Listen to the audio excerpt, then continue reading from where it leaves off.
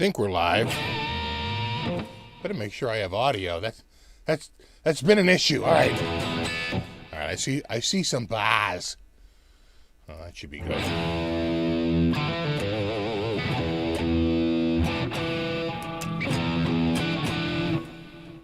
right. Where's my? There we go. Let me just move that there.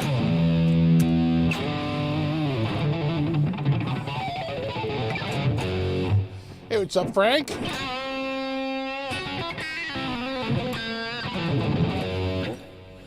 We got here Larry.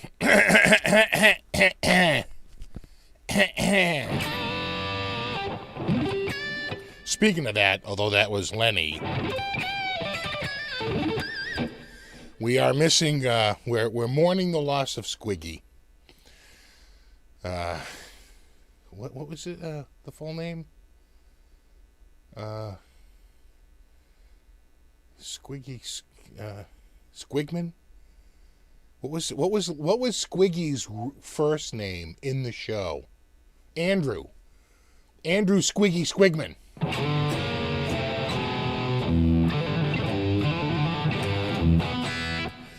Okay, Gary Davlin says I have audio, and I believe him. I have no reason to think he's lying to me. Oh, it's dry.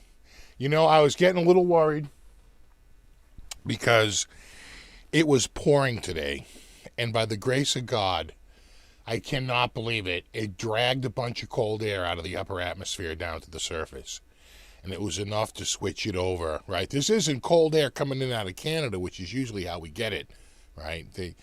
We got moisture coming up from the south, and we have cold air coming up from the north, and they sort of meet and turn into a snowstorm.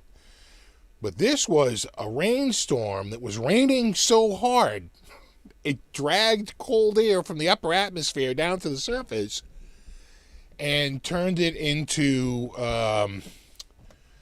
someone's walking down here for some reason, you know, and turned it into snow. And that locks the moisture up on the surface of the grass, so it wasn't coming through down here.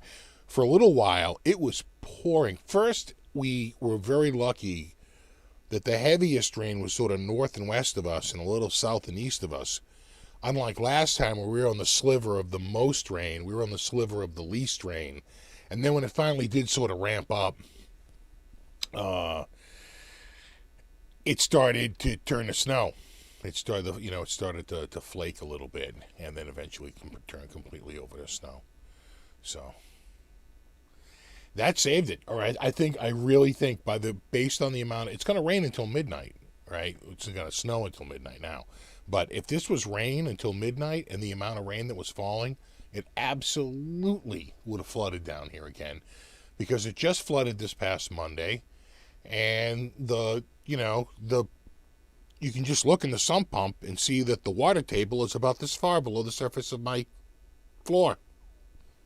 So how much is it going to take to come over again?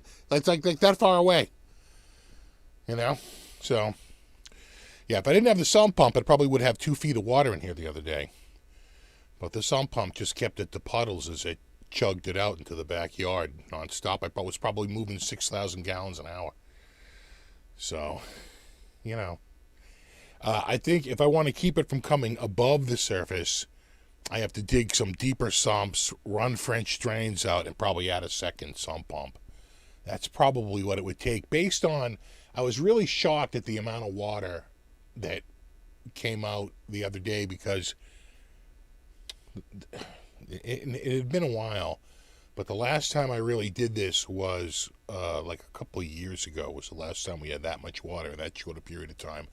Enough to get the swimming pool effect where it's just, straight up through the floor. I mean, the water's coming up everywhere simultaneously.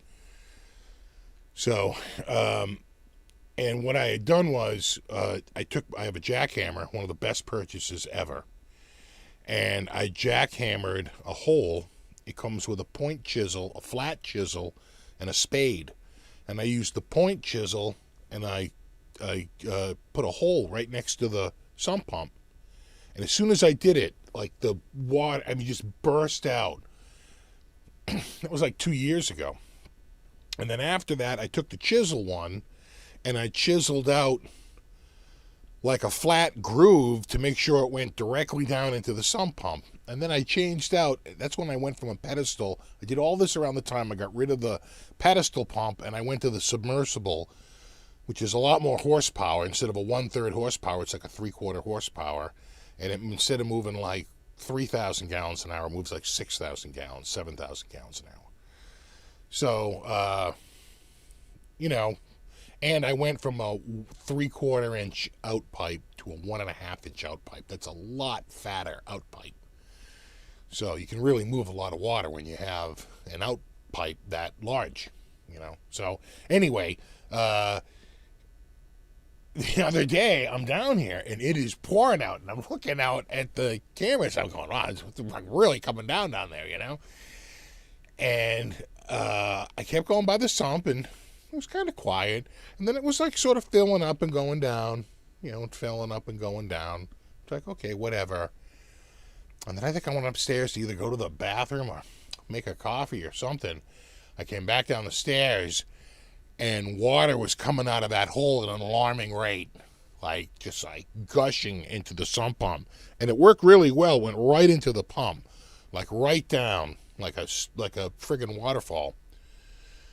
So I was like, I wonder if that'll relieve enough of the pressure to prevent the water from completely coming up. But I will say, I had more dry spots. The puddling wasn't normally as bad as it normally was, but it didn't stop it from coming up pretty much everywhere, under my desk, in the back room, over in the corner. I mean, everywhere on the floor, just straight up through the floor. So it's, you know, the only way you're going to get rid of that is with French drains and like multiple sump pumps, you know. So it's a lot of static pressure. Well, when it started raining today, you know, I mean, the pump only pumps down so far, and it doesn't take it down like this far below my floor. It takes it down like this far below my floor. So until nature drains out the water below it, which it's only been like 5 days, right? Monday is when it flooded. You know, it's really, it takes a long time for that water to drain out. And it's not that far down. So when it started pouring today, I was like, there's a good chance there's no way we are having a live show tonight. It's just going to be soaked down here. Now, I left everything up off the floor. Got the 2 cats right there. I don't know if you can see them. They're sleeping right there. We got another cat over there sleeping. We might see cats tonight.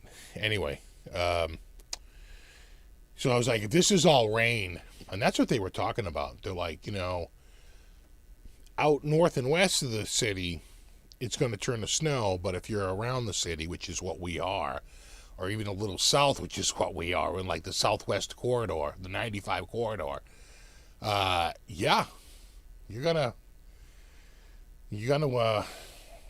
be all rain, like nothing but rain. And they were predicting like 2 inches plus. I'm like, oh, you are killing me. So I was like really freaked out about today. But by the miracle of science, the force of the rain down dragged the air down, and it slowly turned to snow from like the middle of the state towards the east, and the winds have now turned, and I think it's going to be snow from here on out. It's still it's all flakes right now. I can see it in the cameras, and that's awesome because it keeps liquid water, you know, on the surface in the form of ice, and I just let it slowly melt. So I try to fix it or move. Yeah, I think, you know what, we could fix it. I mean, I've done a lot of things. We've been living here for 20 years. I've done a lot of things to try and fix it over the years. But the only thing I think that's genuinely going to fix it would be French drains and probably 2 sump pumps, like in opposite corners. And what you do is you have 2 of the walls go to one sump pump and the other 2 walls go to the other sump pump, right? It's a pretty classic design. My house is in a regular footprint, so I don't know what they would do, but you know, you're looking at like $7,000 to $10,000, probably minimum. I mean, it's very expensive, and around here everything is really expensive. So Putting in that kind of, especially French drains, because it's just so much work. It's all labor, right? You're just digging out trenches and putting in gravel and the drains themselves, and then backfilling gravel and then cementing it up, and they're all pitched down to the sump pump underground. And I don't think you could dig it out here anyway right now. There's so much water under it. I mean, you'd have to. I mean, I suppose they might have like a junk. It's like a sewage pump, right? It can take up to like 4-inch items, right? They might be able to jam something under there and try and dig it out, but you can't dig in water. The sides just collapse in. It's like it's like a fool's errand. We got Quentin. What's up, Ben? We got Mitch Taylor. What's up, buddy? Yeah, you didn't have basements in the desert, yeah. Oh. But you know what we don't have here? Scorpions. Pretty happy about that. Anyone seen the new Jimi Hendrix line from Gibson yet? Yeah, I've seen them. I've seen them around. You don't have basements where you live. Yeah, basement. Everybody has basements around here. It's a basement. It's pretty much a basement area. And here's what the thing is that's what I would need to do, Green Meanie. I need to put the sump in deeper. But the thing is I can't dig that out. All right. I have the sump. I already bought the sump. I was going to do it when I had it the last time. When I went from above the pedestal to the submersible, and got that big increase in power, and going from the 3/4 inch to the 1.5 inch outflow. I had to jackhammer my foundation open a little bit, but it's a stone foundation. It's just getting it just right. And the pipe can't go through it straight. It's got to go through it at a little angle, and then you just backfill it with a whole bunch of hydraulic cement, which has got some of the best compression strength on the market, way more than most concrete. So, yeah, I've done what I can so far, but to dig that deeper is going to take someone with like heart younger than 54 years, because I think I'll give myself a friggin' heart attack. I don't think I could dig that out. I think it would literally kill me. And so, I just got to find some laborers. I did find a guy on Craigslist who was just a laborer dude. And he's like, yeah, he was kind of like a bodybuilder dude. He goes, I do odd labor jobs to sort of like work out different muscles. He goes, I love it. He goes, stamina and all this stuff. And then he goes, my only thing is that I don't want to be like painting. He's like, not that kind of labor. He's like, I need like digging or like moving large boulders, or, he's like, it's really got to be a workout. Like, oh, I got a workout for you. Yeah. But I think he was in college at the time, and he's gone. He moved away. This was a couple of years ago. And so what I should probably do is just hire a guy to come in and do it. But I should probably, maybe I could find just a laborer on, on Craigslist. Just need a dude to dig calling all the best ditch diggers. I need you to dig a hole. That's it. So. But then the other thing is if you really want to do it right, you have to have the French drains too. At the very least, a couple of arms out, because you got to get the water to the sump. And what you'll do is you'll have an area around the sump that's got low pressure and it won't go over the surface, but across the room it'll fall. So you spider those arms out a few feet, right? 10 feet in one direction, 10 feet in another direction. And at least you have a way, right, to take some pressure off, and then you put a sump on another side, and you do the same thing. It's like, I don't think I can do all the walls here, especially not this wall. What am I going to do with this? I can't take it down. So, I think that the only thing we really can do... Now, my father-in-law has the same problem. In fact, we've been talking about maybe selling his house and selling this house, and finding a house that doesn't need a sump pump, that could accommodate both of us, which around here, to find a house with an in-law apartment actually isn't that uncommon. You actually could find that around here pretty easily. A house that has a whole in-law apartment. So, yeah, we'll see. Let's see, but that's 3 to 5 years down the road. I need something to fix it like this year, if at all possible. We'll see. So when we moved in the house, the guy was like, "Yeah, sometimes you get water over in this corner, right? This corner over here." I'm like, "Okay." I realize that the water is coming off the roof and down onto the second roof, and it's spilling over on the corner of the flat roof, like literally right down the corner like a waterfall. In fact, it was spilling down there so bad, he actually put concrete on the bottom to break the fall because it was driving water in.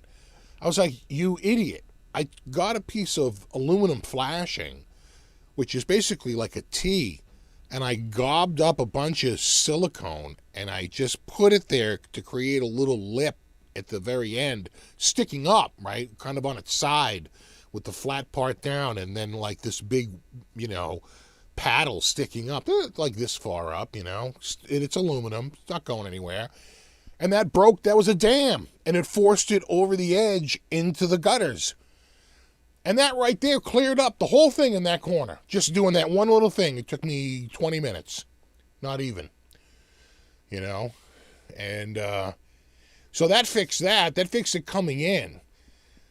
And then, so I figured, well, that's it. But boy, did they weren't telling the truth when they were talking about the sump. So the guy basically, he built the sump so that the water spill. He's too cheap to pump the water out from underneath the floor. That's what basically the guy was. The guy who owned this house before was just way too cheap to pay to pump out water that he wasn't seeing. So if it was under the floor, he did not care. And that's what he did. So he built a sump, right? Because sometimes he'd have these like crazy floods, like I have like once every year or two. And he figured out, I'll make a basin, and it looks to me, because having jackhammered it now a little bit, it almost feels like he made like a concrete basin, which is stupid. And he figures when the water comes up, it'll fall into the basin, and then I'll pump it out.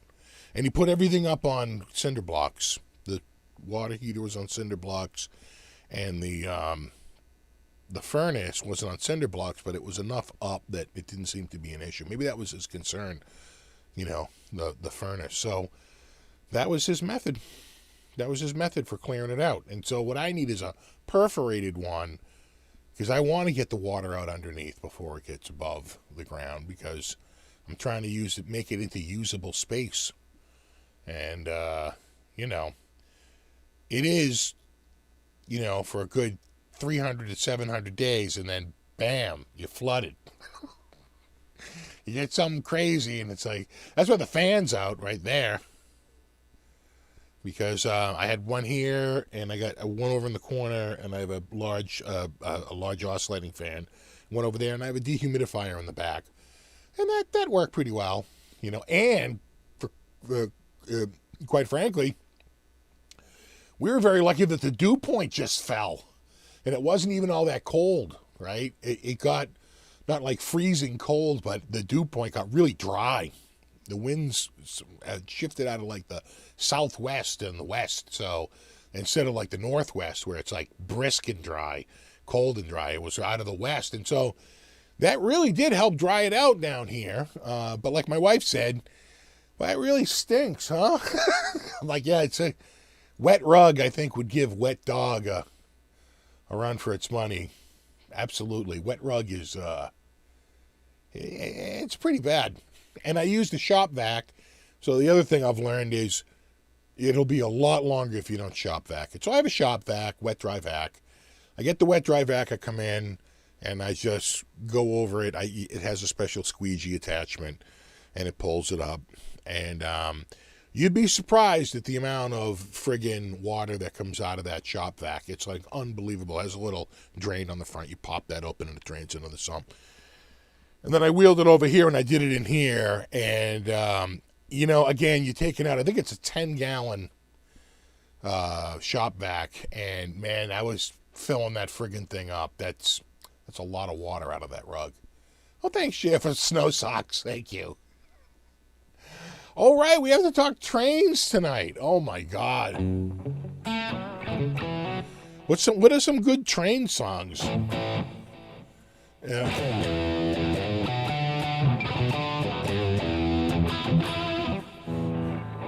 What is it?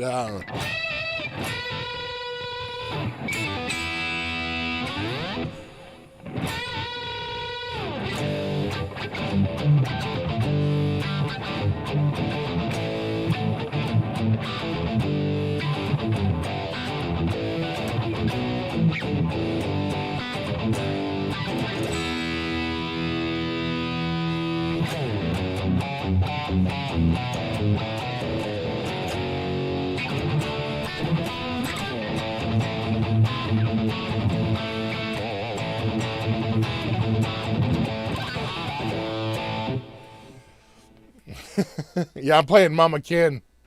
It's close enough. Mama Kin probably rode a train. Just saying. So, did anyone here from the Boston area remember Lechmere?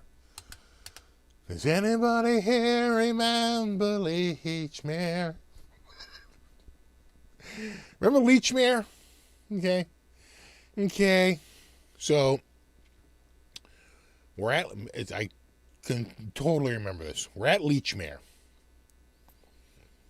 And they had like a clearance area, or it was right after. It wasn't Christmas. It was sort of like right after Christmas. And they would have like a table, I think, of like, maybe it was like returns, and they would be at a discount. And one of the items, remember Lechmere? Of course. So, my uncle worked at Lechmere in Worcester, of course. Lechmere, yeah. I think Lechmere started in Cambridge, and it was probably named after the Lechmere stop. That might be, I don't think it was the other way around, right? I think they named the store after the stop.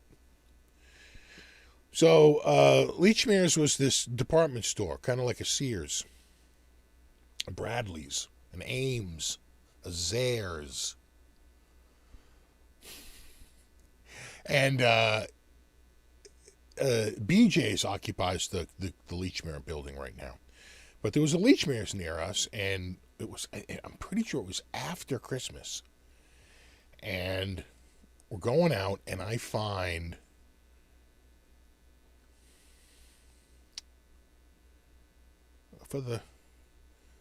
what was the one that Jackie Stewart was pumping?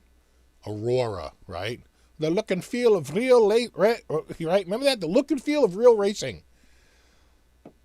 Right? And it was electric cars.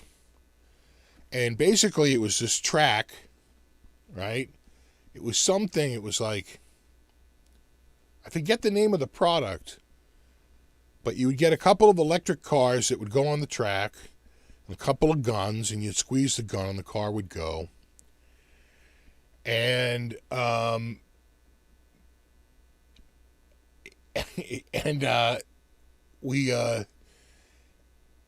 it was the one that Jackie Stewart was pumping. Remember that? The look and feel of real racing. You might have been able to switch lanes. Yeah, remember that? So, yeah, it was slot cars. Exactly what it was. It was slot cars. Yeah, AFX and Tyco. Tyco. It might have been Tyco, right? I could have sworn it was Aurora. By Aurora. Anyway, they have one on the table. And it's $49.99, okay? Which I assure you, this is probably 1977, 1976, 1977. It's like a lot of money, all right? It's an expensive rig. But the 4 and the $49.99 isn't quite, you can't quite make it out. And my dad brings it up. I convince him to get it. And my dad brings it up. And he basically says, Aurora AFX, that's exactly what it was. Magna Traction, that's exactly what it was. They were frustrating. So he brings it up, and he she goes, "Oh, what is this?" And then I think she goes, "I think it's $9.99." And my dad's like, "Yeah, I think so too." So she rings it up for $9.99. And or maybe it was $44.99. That sounds about right. It was $44.99, and she rings it up for $14.99. That's exactly what it was. So I got because the first 4 and the 44 didn't quite come out, and so she's going to ring up this $45, electric car set. It's got a transformer and everything. She's going to rings it up. So she rings it up for $14.99. So we get it home. I get it all together. I get it in my room. We're having fun. We're playing. We get it on the track. And we're racing each other, and we're having a lot of fun. It's probably 77, 76, 77. And my dad's like, "Cars suck. We should get trains." And I'm like, I don't even want trains. But he browbeats me over a period of time that we should. The car's no fun. They're hard to play. Whatever. And he basically he basically talks me into returning the cars and getting a train set. Of course, when we go to make the return, my dad insists that the unit is like $44.95, because everything's cash back then. And they give him like a refund. He doesn't have a receipt, but it's like right after Christmas. I'm telling you, it was all about the timing. And he knew he had to rush it back before like the end of the month, right? Or the end of the return period. And so he gets it back, and he gets a credit for like we get a credit for like $45. And he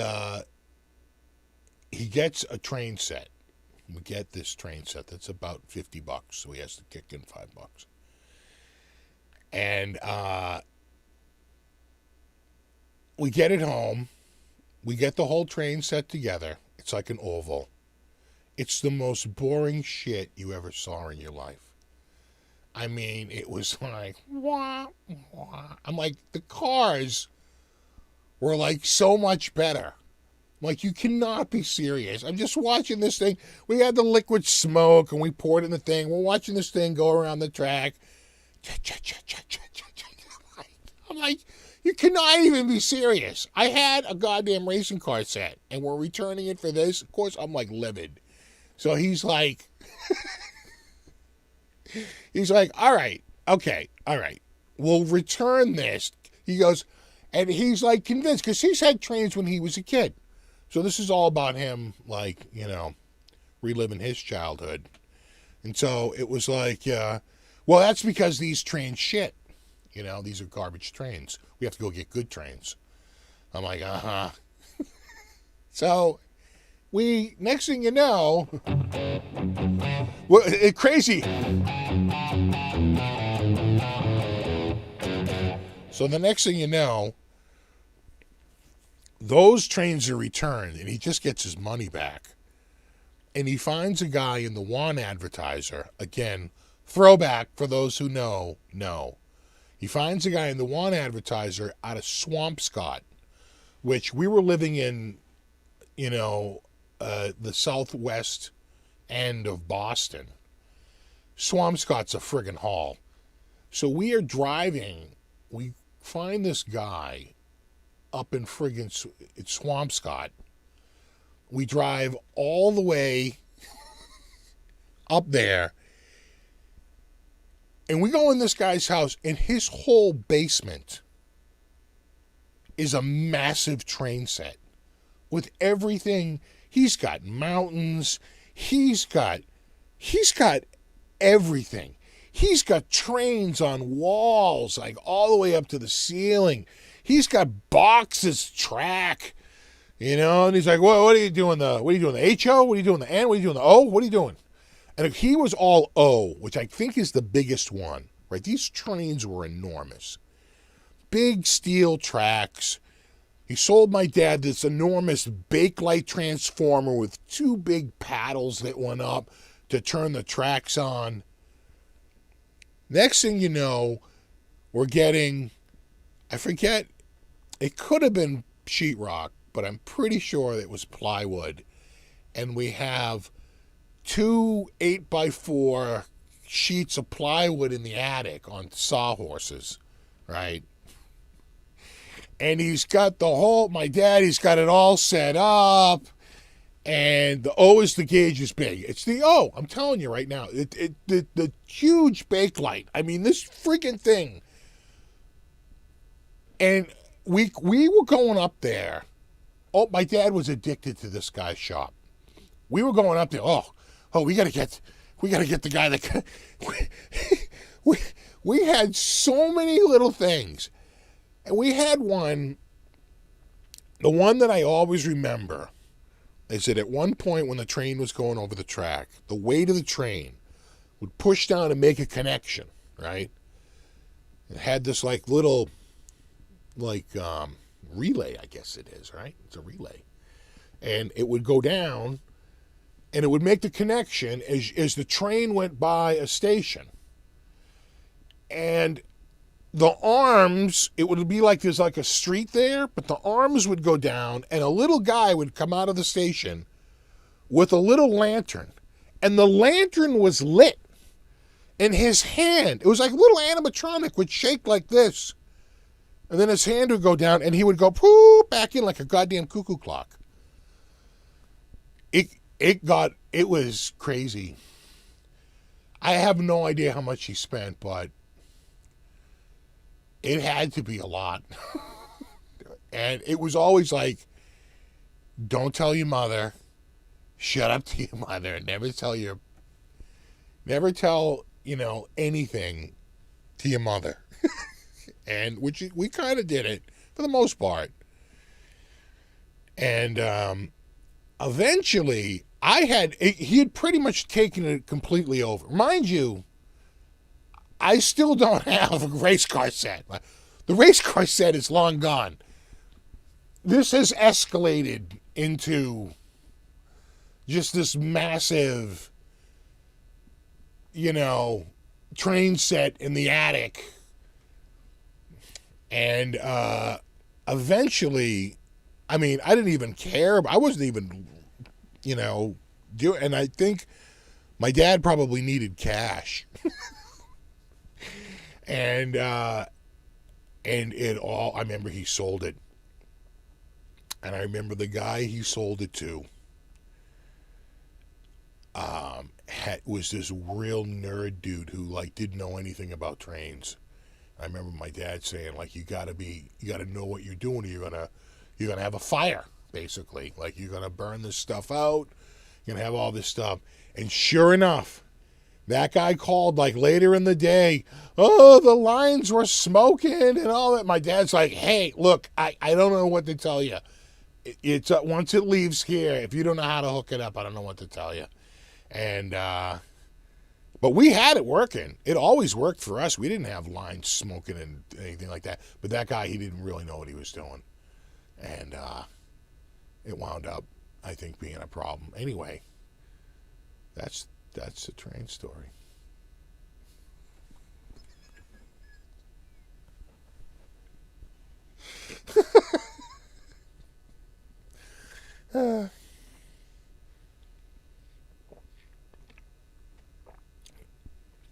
Yeah, my dad was parlaying $9.99 and $100 exactly. Oh.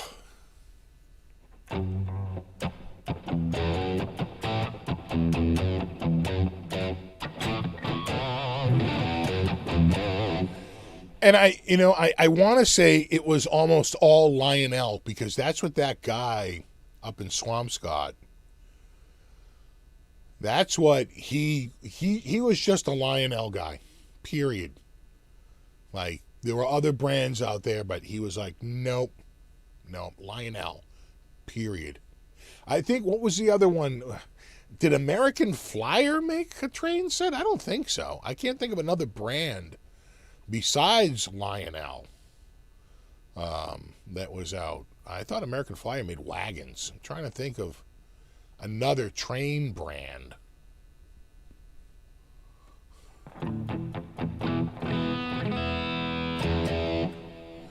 Yeah, those old Transformers gave a good jolt. Dude, you are not kidding. You burn your house down.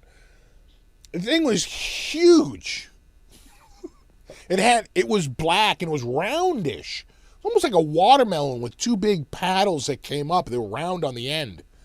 And I remember he would put them out. It was something straight out of like Boris Karloff's laboratory. You know what I'm saying? Like a 1940s movie. Tycho. Yeah, that's the other one. Tycho. Radio Flyer made wagons, yeah. American Flyer was a train set. See, that's where I'm getting it all right. American Flyer was a train set. But yeah, Tycho. All right, yeah, American Flyer. Yeah, I knew there was a couple of brands out there, but this guy, he was Lionel. He didn't want to hear about anything else. That he was 100% Lionel, and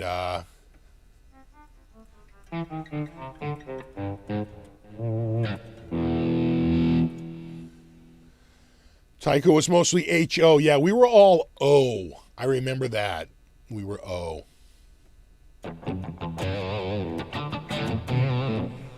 Thanks, Red Rover. Dude, I saw you playing the Epi LP. Right there. Got so inspired, I bought a Lemon Burst Standard from Sweetwater. There you go, bro. Custom Sweetwater color. Here next week. Can't wait. Congrats. Happy New Guitar Day. Happy New Guitar Day. I just made that up. I'm an artist. Marx was a huge toy company, yeah. K-line trays were big here in the late 70s for O and S gauge. See, there probably could, there probably is like a European standard because of the voltage difference, right? I doubt that, I mean, were they interchangeable? I doubt it. Because everything over here is 110, 115, 120, and over there it's all 240.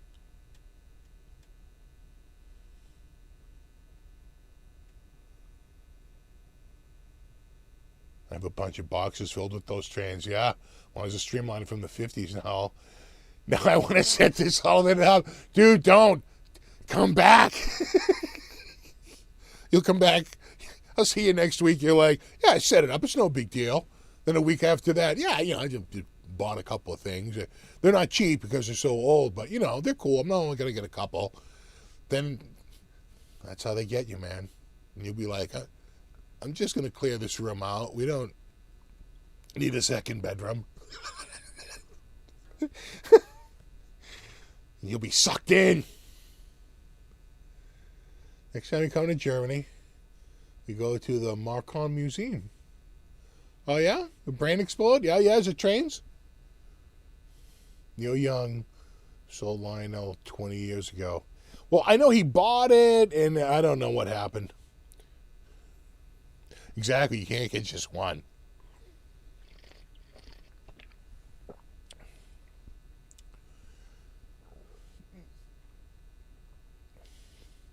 My dad still has all my LGBG scale made in Germany trains. Of $1,000 worth, yeah. Yeah, my dad probably spent, $500 or $100, maybe even $1,000. But this is 1976. That's a lot of money.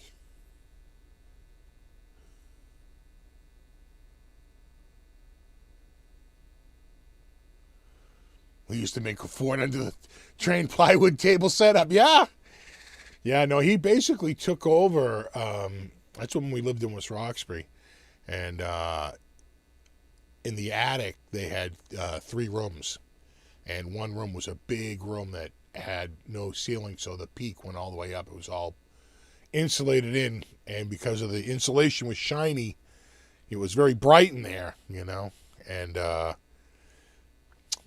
He had them all set up in there, the biggest room up in the attic. That's crazy. Your song, new guitar with another five. Oh, thanks, man. I'll probably never. I'll have to play this back later so I'll remember it. Happy new guitar day. The accent's on the new. And it doesn't have to be a new guitar, just new to you. Did your mom ever figure it out? She probably knew. God. Yeah. She had to. Because, but my dad was always the one going, oh, we were just driving back, and I saw a train hanging out of the side of a dumpster. I was like, what's this? Someone threw out a bunch of trains. Uh-huh. He was an eccentric old guy. He was like, I don't know, 50 cents? Uh-huh.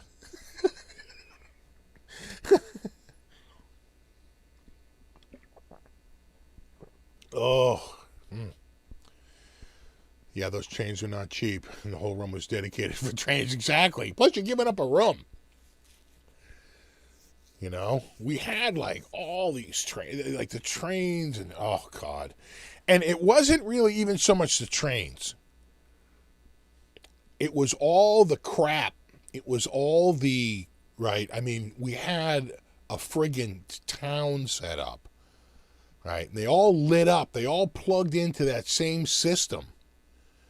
And so many of them were operated by, like I said, the weight of the train making a contact on some sort of just two plates, right? These are very simple. This is the train that we were using was probably from the 40s or the 50s, right? This is old, maybe the 60s. So this is old stuff.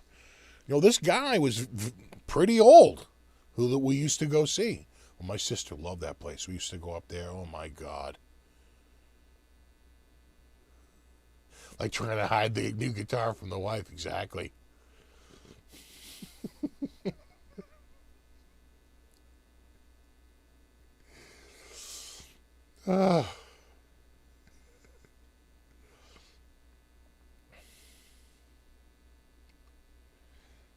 Nowadays with online banking, that's how my wife tracks. Yeah, well, that's when you need a separate account, bro.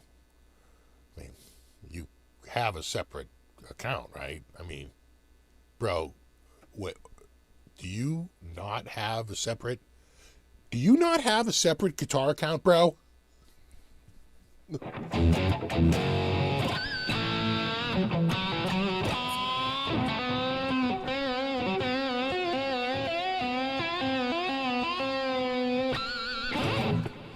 Yeah, the tunnels. Although I think you could get the styrofoam tunnels by then. But my dad didn't like them. We would get the paper mache and wood ones, for Christ's sakes. Everything was very expensive. Yeah, the tunnels, the bridges, the trellises. I know we had at least one trellis.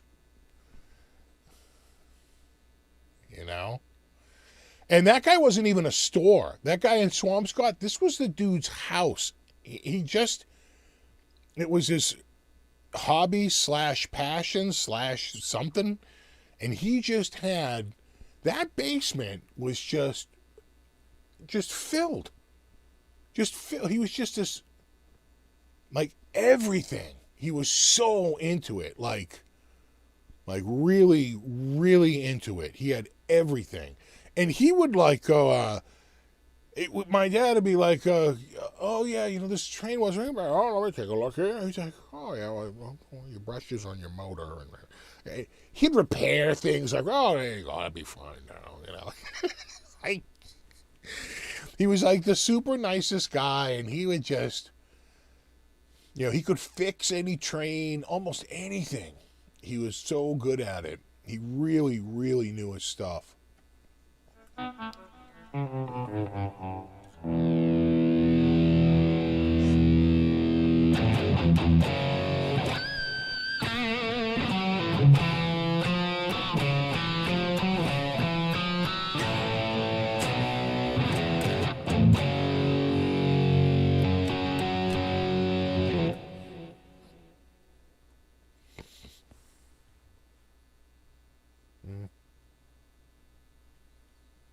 Still looking like snow and sleet. I hope so. Check the radar range. The old Sears catalogs are online. That mini bike was $200. I remember those mini bikes. And the go-karts, too. God, I used to love the mini bikes. Go on there and get a... Just drool with the Sears catalogs. What was it, the Wish Book? Let me just check the radar here. We're not turning back to rain, are we? No. You know what it is turning to, though? Sleet. That's okay. I'll take partially frozen over completely melted.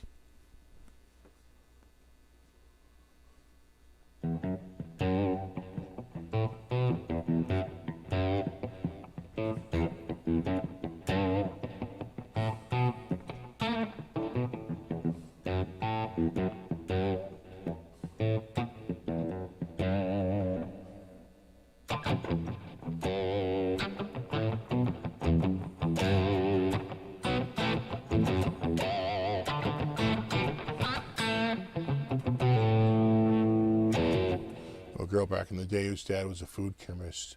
Enormous HO set. That's the midline, or is N the midline? There's one that's real small. Is that the HO? And then there's the N, and then there's O? Or is N the real small one? HO is the middle one, and O is the big one.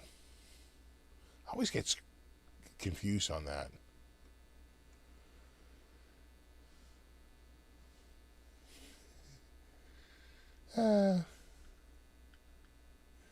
The Sears catalog and Star Wars toys. Oh, yeah.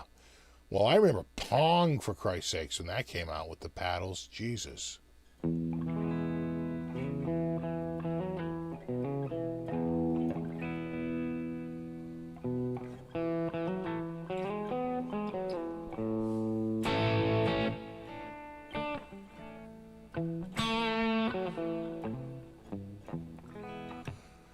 Yeah, mid-size is HO. That's what I remember. Mid-size is... O is the big one. HO is the mid-size. N is the small.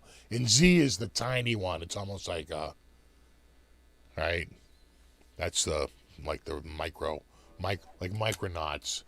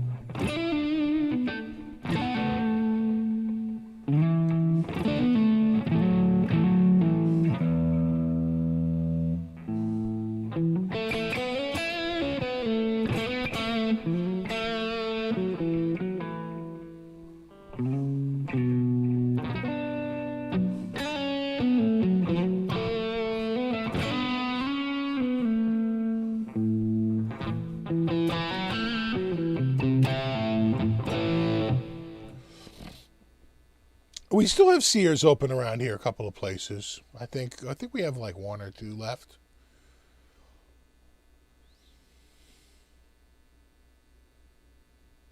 My first guitar was $49.99, a little acoustic from the Sears Wish Book.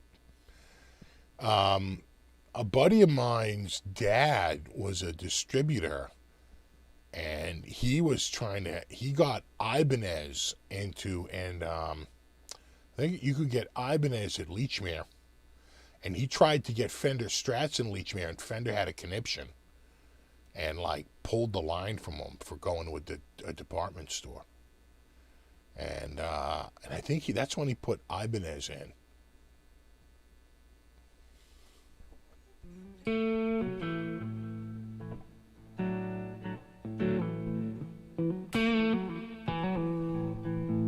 know the guitar is red, but what do they call that color? I believe this is Ferrari red. The correct answer is Ferrari. Ferrari red.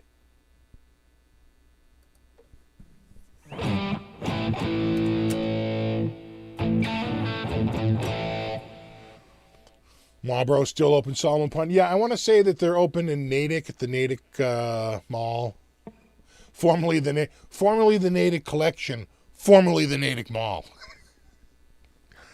They decided that the Natick Collection sounded just a little too snooty. And they went running back to the mall.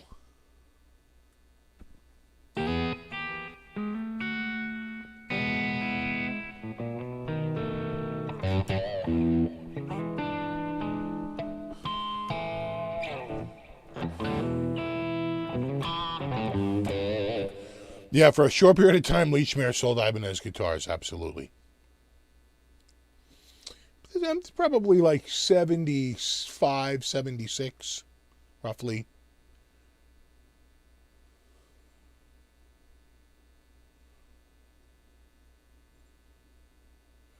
The Sears near you closed last year. The one closest to us closed about a year ago, too.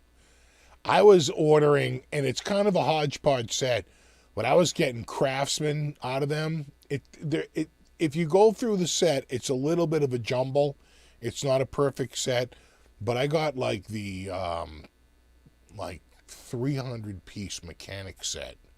So it's so many sockets, all 3 size ratchets, everything. It's like $99. Normally like $3.99. It's like they were giving them away towards the end. But again, it was, you could tell it had been opened. Someone they write a note in there saying like, this set was put together from assorted sets. It may not be complete, you know? Like, I don't care.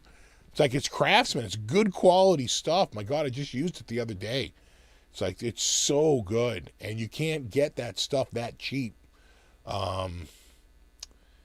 You know, you can't, if you want to pay Harbor Freight prices, you're going to get Harbor Freight quality. So if you want, you know, barely passable quality, then you got to go at least Craftsman. That's my rule. The Evel Knievel pull cord bike. My cousin had that. He also had the Stretch Armstrong. 2 items I never got. I did have a big wheel, though. Let's talk about our best Christmases.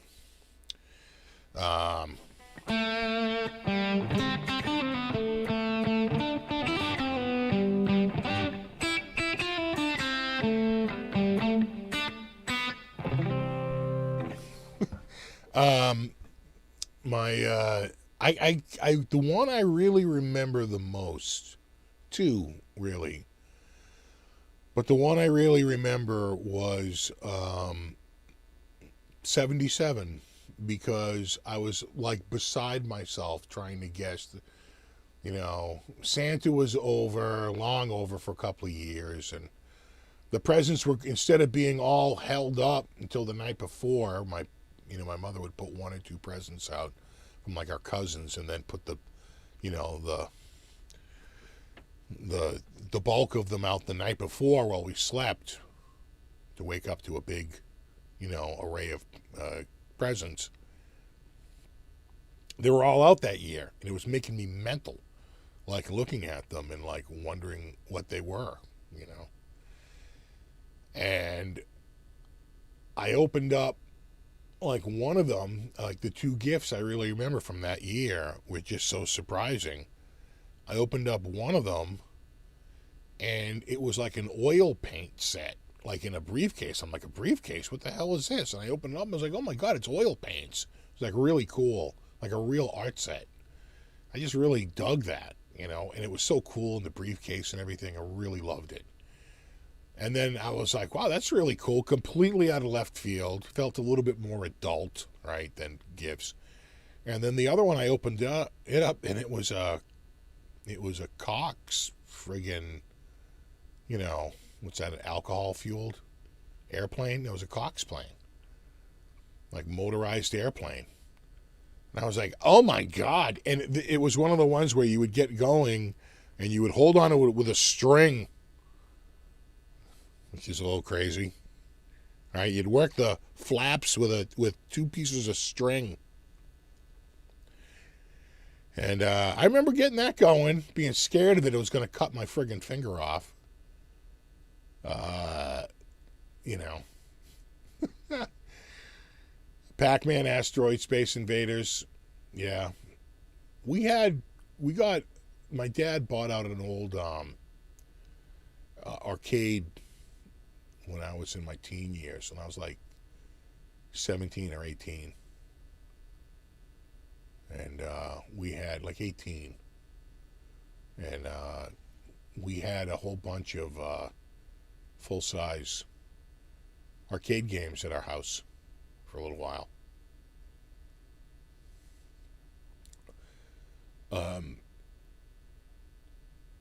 Asteroids, and it was the first one, and the screen on the front was glass. That's how old it was.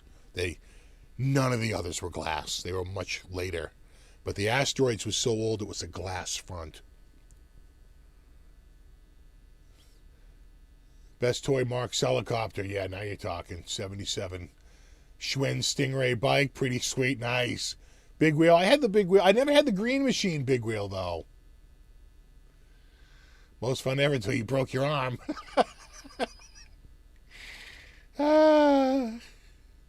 27 gauge is what you're looking for. You had one of those trains? Yeah, 27. Yeah, that's right. They would do the gauge. Mark's helicopter. Yeah. I had one of those Cox planes. I usually crash them after a few days. Oh, I'd crash mine in seconds. I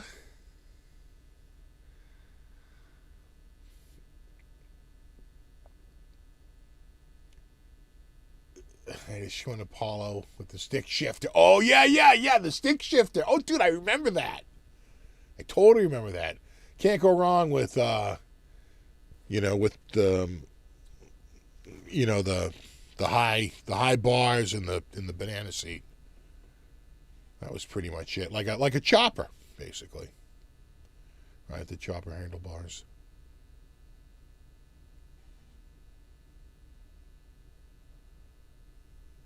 Snapper and Rockhopper, I don't remember that.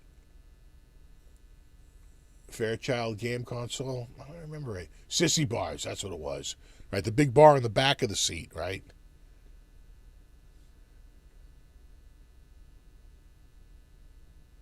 Atari Asteroids. Yeah, we had a bunch. So we had a pool table.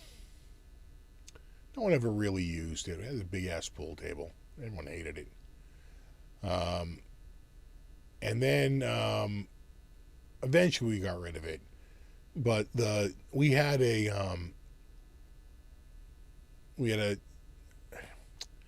wasn't Asteroids. We had Space Invaders, but we had Galaxy Quest, I think it was called. Full upright. We had Frogger. We had Tron, which never worked. That was the one game that never really ever worked. And the Frogger, I would say, is the one that got the most use. That and the Asteroids and the Space.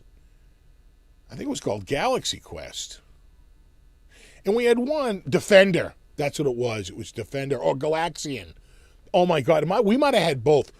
We had one that was a vertical scroll, right? And you would just shoot everything as it came down.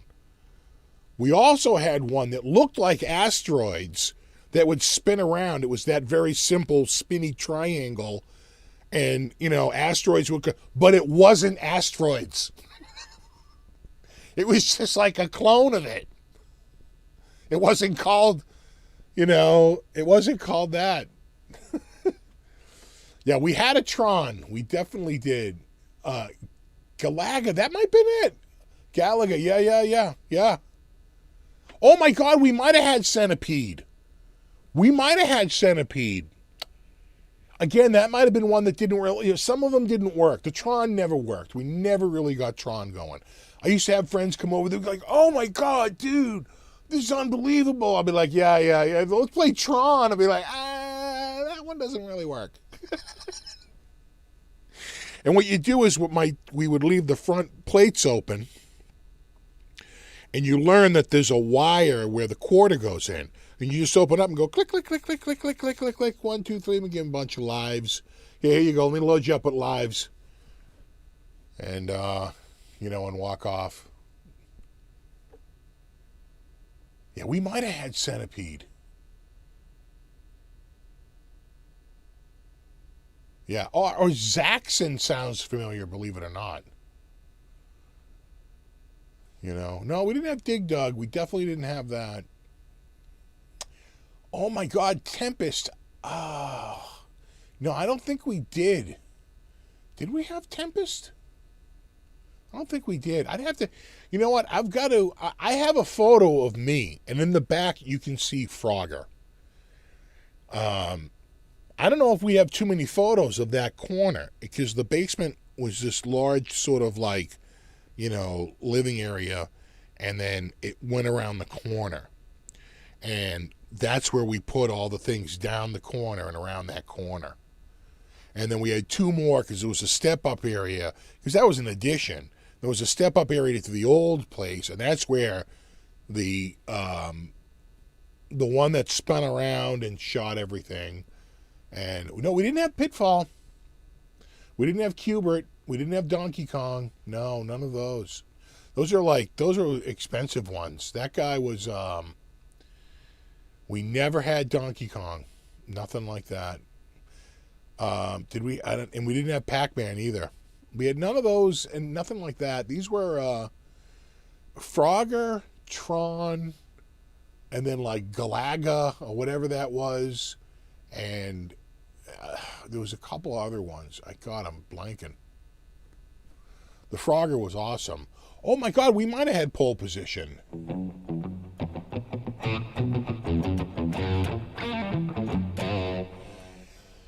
And the only one I think that was, well, the Frogger was probably worth some money at some point. Not back then, though. Not so much. The Asteroids was worth money because it was like the original console, and it had a glass front, and that alone made it a novelty because eventually kids would smash it, and the glass would break, right? And so you'd have to replace the glass. They wound up changing it all to plexiglass, but that one was glass.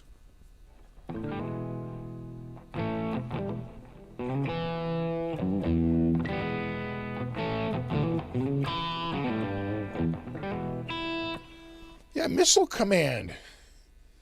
Geez, that could have been one of them too. Which was, I always thought, Space Command. That's what it was, dude. It was an asteroid, was the asteroid's clone. Dude, that was it. See, when I saw the Missile Command, Space Command, I swear to God, that was it. This guy, like I said, it was a dude going out of business. He had like an arcade store. My dad walked in, and I think he spent $1,000 for all the machines. I don't think we had a pinball machine. I'm trying to think if we ever got a pinball machine. I don't think we did. That sounds like something we would have. That in a jukebox. I don't think so. I don't remember it.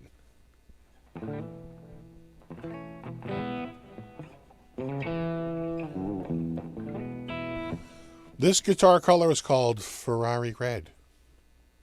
Like the car. Ferrari.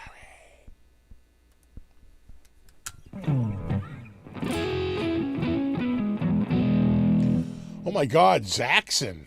That's ringing a bell. I'd have to take a look at that. We might have had Zaxxon. That's ringing a bell, bro.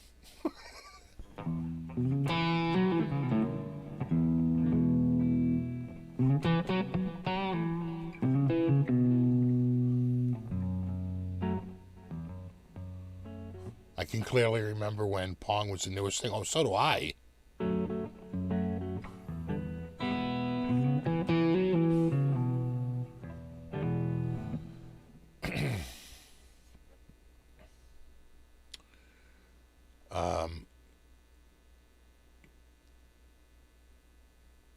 Yeah, I definitely remember when Pong was new, but it was expensive.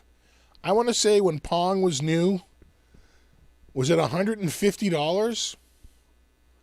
You know, it was like $149 when it first came out, or something crazy like that.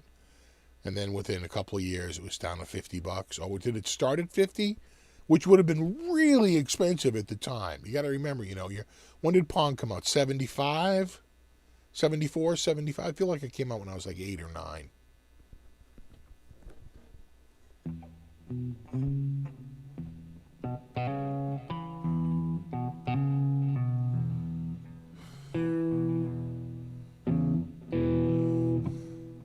Does that color match the Steinberger Spirit? No, I think it's brighter. I think it's brighter than the Steinberger. I think the Steinberger is a darker red. If I had just going by eye. My eye.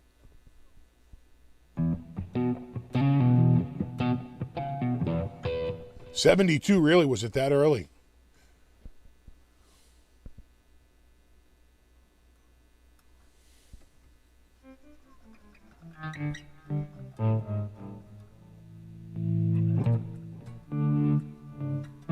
Yeah, I had a breakout clone. Remember that? The brick wall. And you could use the paddle. You'd break the bricks at the top. So at the Dedham Mall, they had a handheld computers, handheld gaming with little LCD screens got big in 77, 78, somewhere around there. And I remember they opened up a store there. Forget the name of that store, but it was all these little handheld games, and you could go around. They were all with metal straps, metal bars, strapped down. You could touch a few of them, and they're all plugged in. And I got a breakout game. And it was like a little LCD screen one. It was like a handheld breaker one, Charlie 19er. It's like an enormous.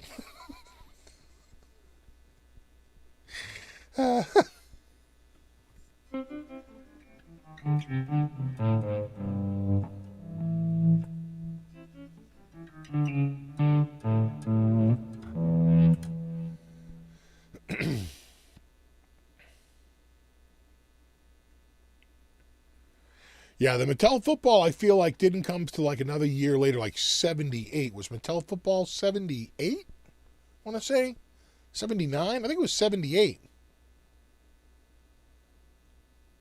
Thanks for the trip down memory lane for the second PRS. Oh, thanks, Larry.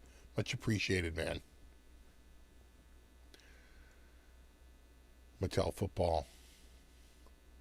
I actually have Mattel football on my iPhone, my old iPhone. They never ported it over to the Android though. Looks just like it. And you can play it in original mode so that you can easily win. You drag them all down to one side and run along the other end. 77 for the white football. Yeah, the white screen with the oval, yeah, and the red LEDs.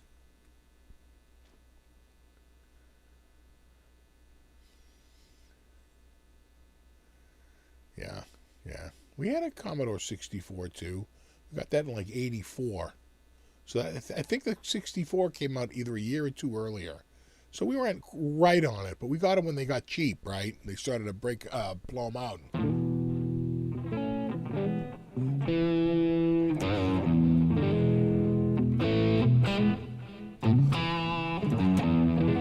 Wife just said Super Mario was her favorite gift. Amazing wife, not Barbie girl.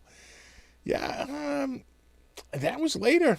By the time Mario came out, I think you're talking late 80s, right? Is it early 90s? Late 80s? It's got to be the Nintendo console, and then later the Super Nintendo. So was Mario out before Super Nintendo? I don't know.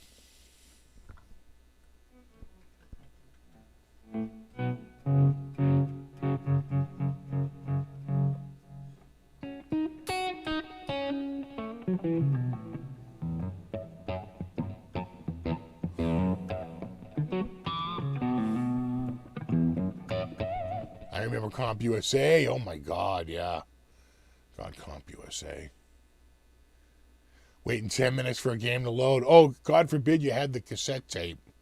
You'd be there 30 minutes.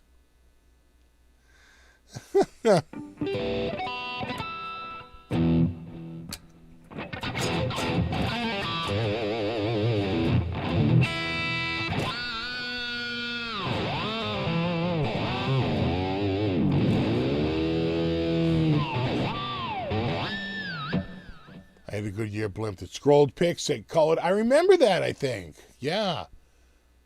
That you colored and it lit up. Yeah, yeah.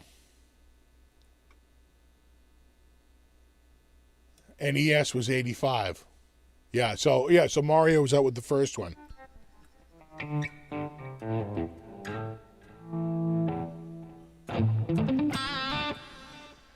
Yeah, 85. I was 19.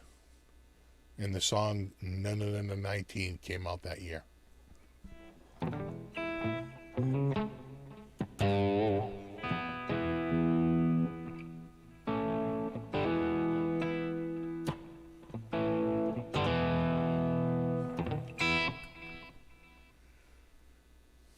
Die Hard 2 took 20 minutes. Yeah, oh my God. Took forever to load that stuff. And it was terrible gameplay for the most part. Games didn't really, I think, the PC games were garbage for a while. Really wasn't until the Amiga, the Commodore Amiga, that the games got like, kind of arcade worthy. And then that all sort of went away when the Super NES came out.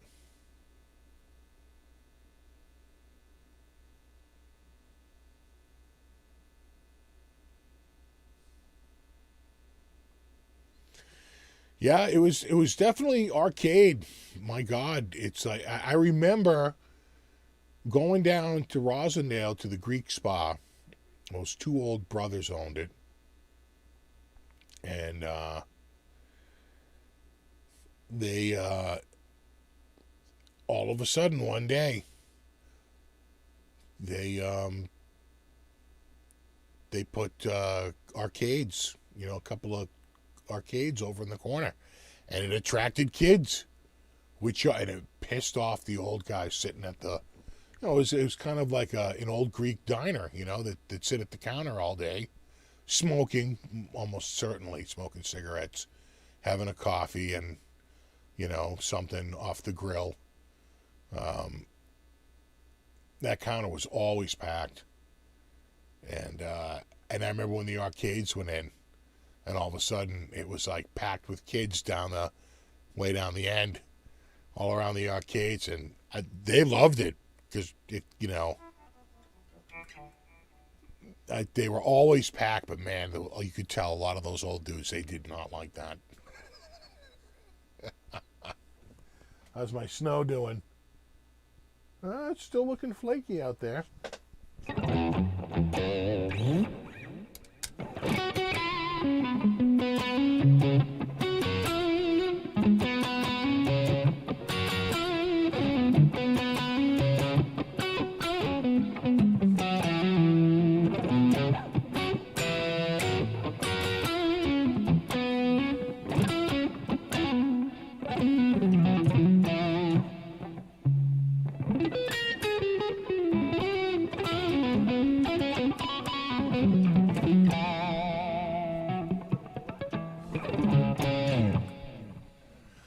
Yeah, Amiga 500.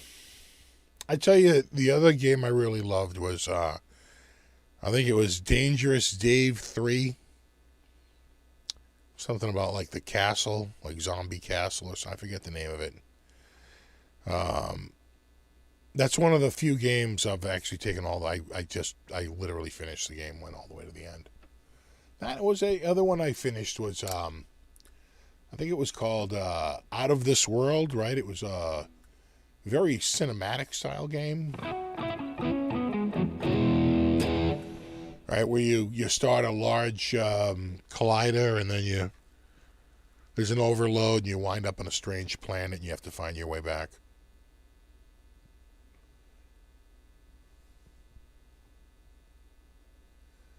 Oh, yeah.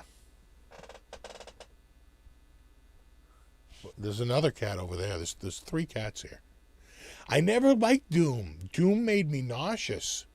I couldn't play Doom 3D like Doom and Quake. Couldn't play them. They would make me nauseous. I'd get 2 or 3 minutes into the game. I'd be like I need Dramamine, for Christ's sakes.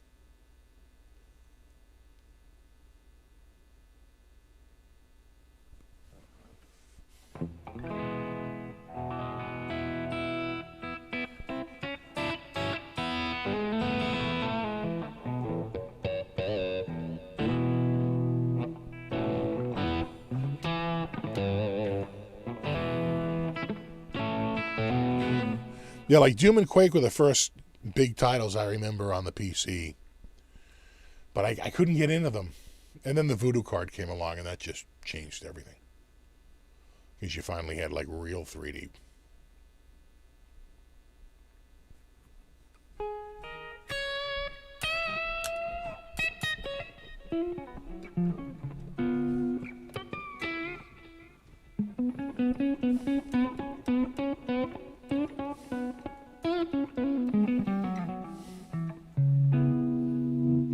Yeah, Mist.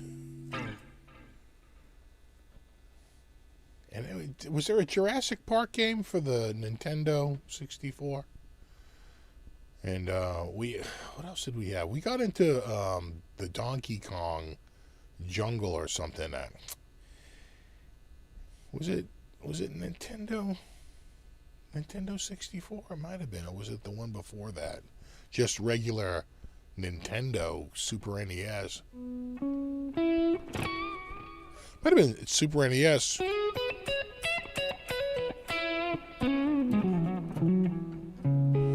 Oh yeah, Turok. I think that's what I had. I think we had Turok. Yeah.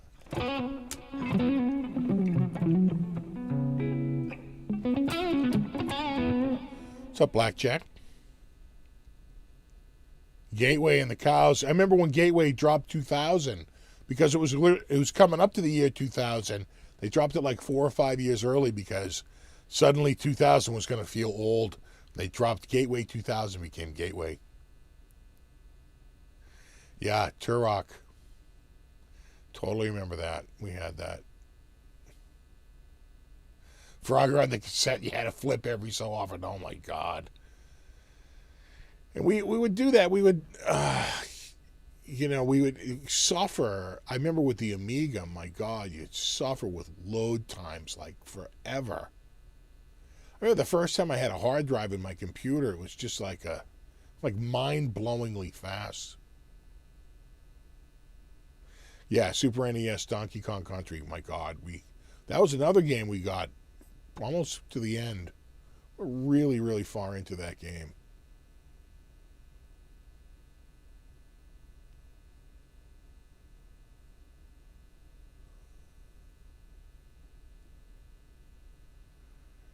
Yeah, the Tandy cassette recorders. Oh my God, Tandy.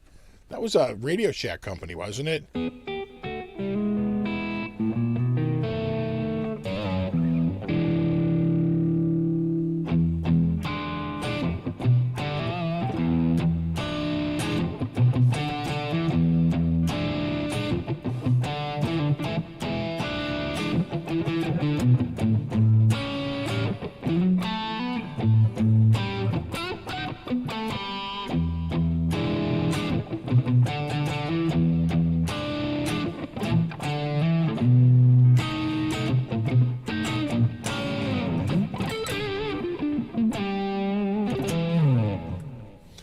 Yeah, I think Gateway went bankrupt. Are they still around? They might be. Did someone just buy up the brand? They might have. Yeah, Monkey Island. I remember that. Sega Genesis. I never had one, but I had a buddy who had one. He swore by it. Love the Sega Genesis.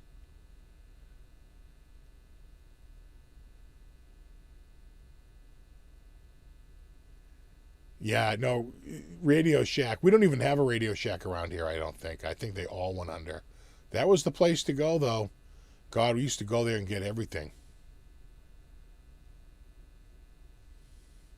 And remember, what was that other store?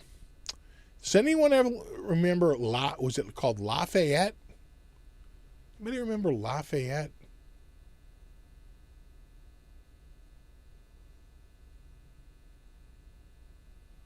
It was basically like a kit store, like a ton of Heath kits.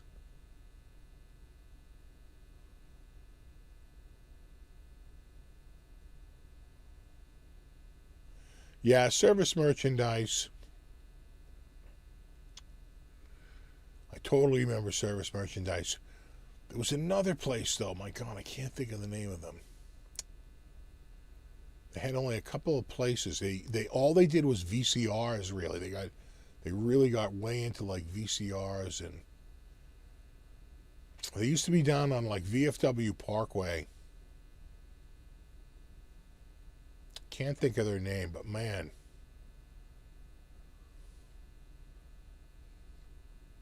Electronics store. Lafayette Radio and Electronics, yeah. Yeah, Lafayette. Yeah, exactly.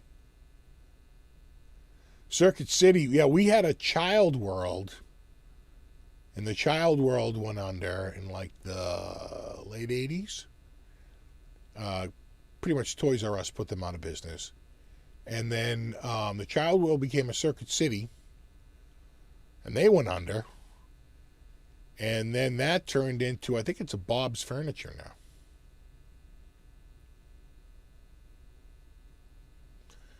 Yeah, I bought something from Circuit City. The last time I bought something from Circuit City, I'm going to say it was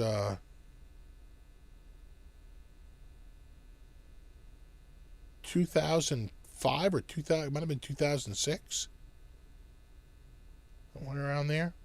They had a projector, an HD TV projector, and they had the lowest price, but no one had it in stock except for the one in like Millbury. And so I bought it and like drove out there and picked it up.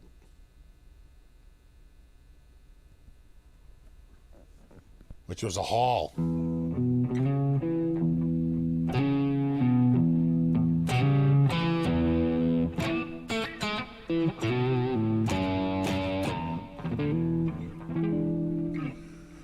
Yeah, we didn't really have a lot of Crazy Eddies up here.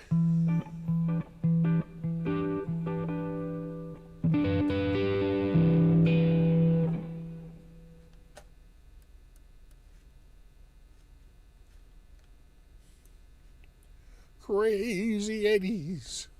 What's up, Baron Guitar? What's up, Two Finger? Yeah, 2,600 for an Apple computer. Yeah, that's crazy. Yeah, my God, I remember back then, in like 85, for like an IBM PC, it was like, $3,800. Like 1985, for like 6,800, you could probably get a brand new car.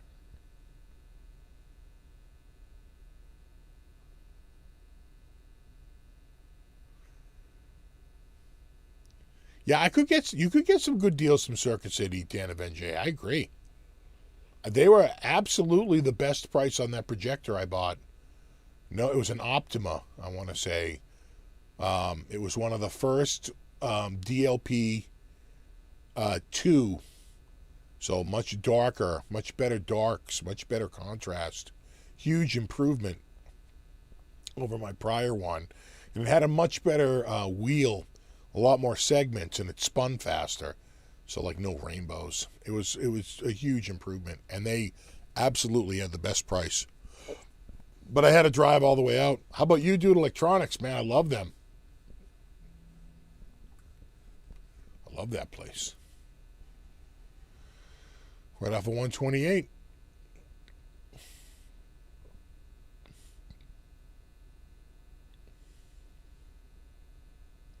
Yeah, PC prices were crazy back then, trust me.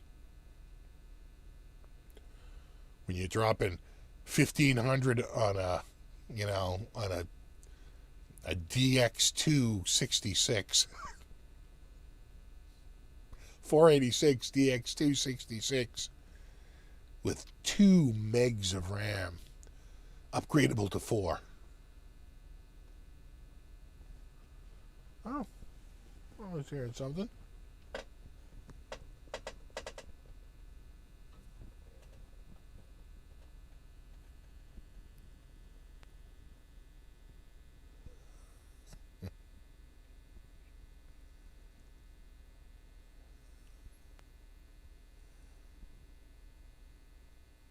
Oh, Fry's.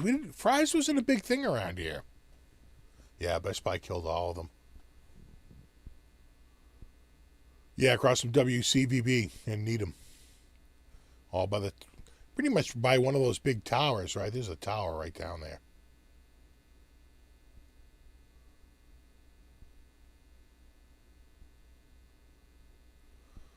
Yeah, Micro Center. I've got some good prices from Micro Center, too. And there was another one in Cambridge. What was it? PCs for Everyone? Remember them? They were doing big business for a while. But they're long gone. They were basically a custom PC builder. I went to them once or twice. PCs for Everyone. They were pretty big.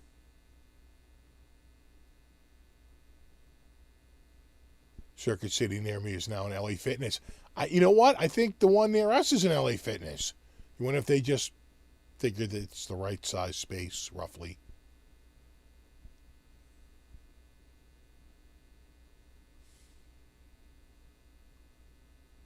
Yeah, I've never seen a Fry's in New England. I don't think so. We were Best Buy, Circuit City, Leechmere.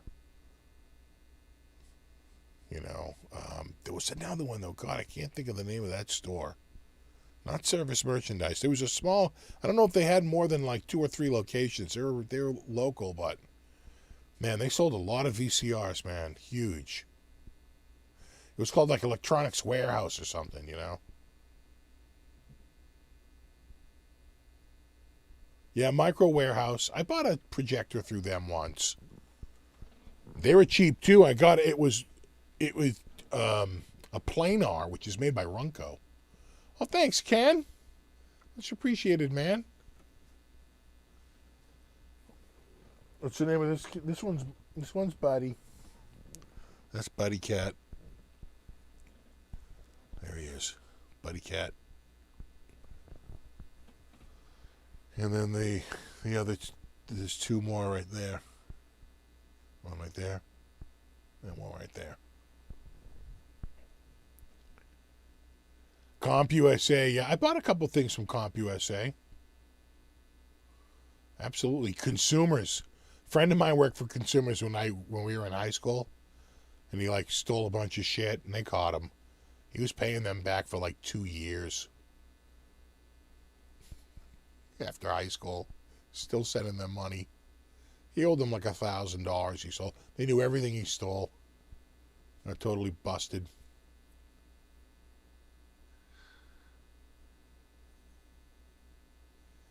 They get your eye on a silver sky yet? Oh, I might. I tell you, one showed up recently that looked pretty good. And it had the maple fingerboard, and I think it's like the rose gold. Good looking guitar. Oh, thanks, Rico. Rico says he loves the Wolfgang. I almost bought another one the other day, but I passed on it. It was the drab olive green, but it had the roasted brown neck. Looked pretty good, but it was the matte finish, and it was the standard, like what I already have, not the special. So I just felt like I sort of already had that guitar, even though it was a roasted maple neck instead of a regular maple neck. There would have been a slight difference between the two of them. It wasn't enough to pull the trigger, and it was I want to say it was $3.99, which is a good price. I paid $3.25, $324.95 for this one. So, but $3.99 is a pretty good price. I tell you, they had a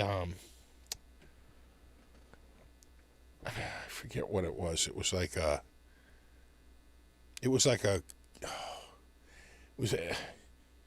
Ibanez, like 240DX. It wasn't a great guitar, but it came with a gorgeous hard shell case.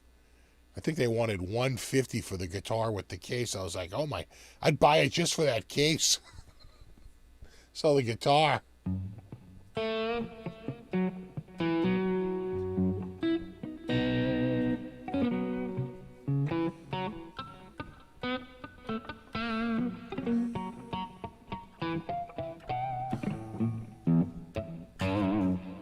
Consumers had lines out the door at Christmas time. Yeah, it's where you could go and get any Casio watch you wanted.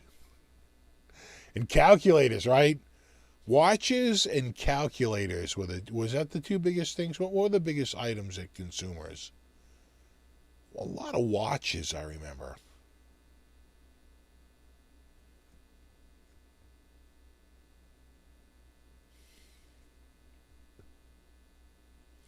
Is the next slimmer on the standard than the special? I don't know. I'm not really sure. I haven't really played enough of the special to know. This is a pretty slim neck, though. This is definitely a very comfortable neck. Oh, my God, tweeter. And do you remember the guy who used to do the tweeter ads? It sounded like, he was chilling. Let's just say he was chilling. Tweeter. Well, you'll call them Bang & Olufsen. And you'll plug in your Cambridge Soundworks speakers. Just go over here at Tweeter. Like that dude. We have all your stuff from Nakamichi and Akai and Bang & Olufsen. A watch calculator, exactly.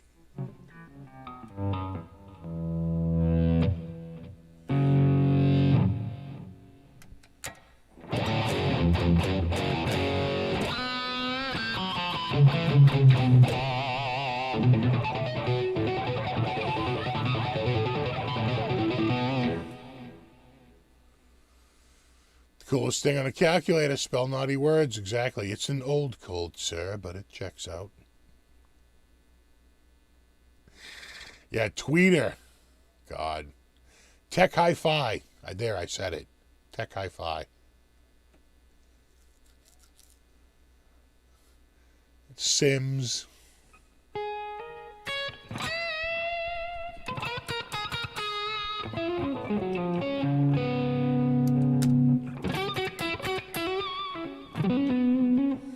Steve, question about the Wolf game. Have you ever tried a PVHP2? I just held one for a couple of seconds at the NAMM show. Didn't really count. Never plugged it in. Didn't really play it. It was really nice. So it had a gorgeous flame top.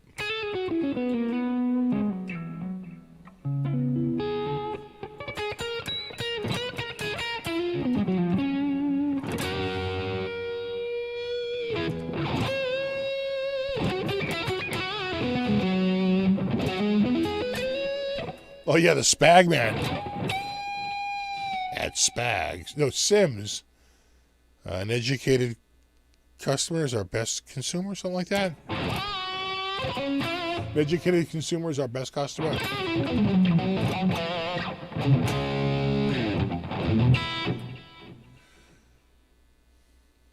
Remember those stupid things at Strawberry? Oh, my God, strawberries. That place. I don't think we had a Crazy Eddie's around here, though. I think the closest one might have been Rhode Island or even Connecticut.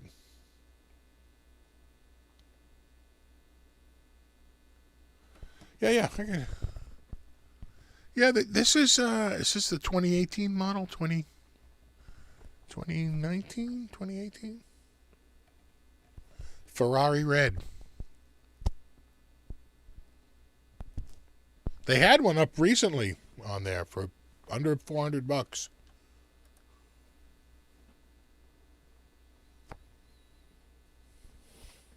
Right there.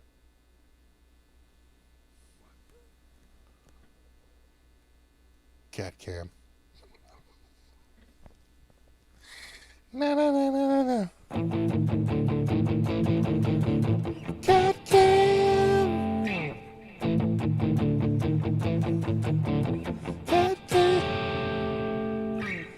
Cat cam.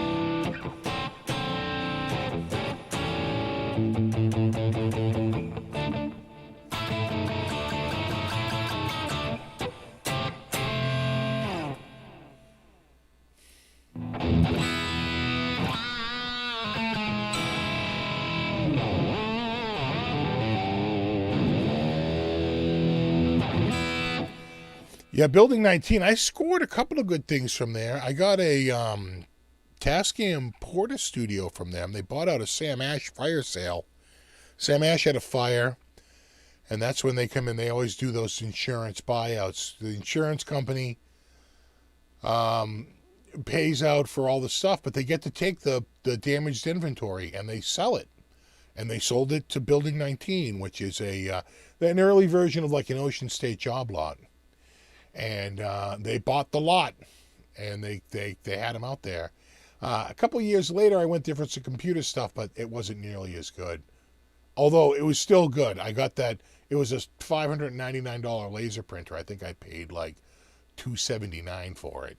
You know.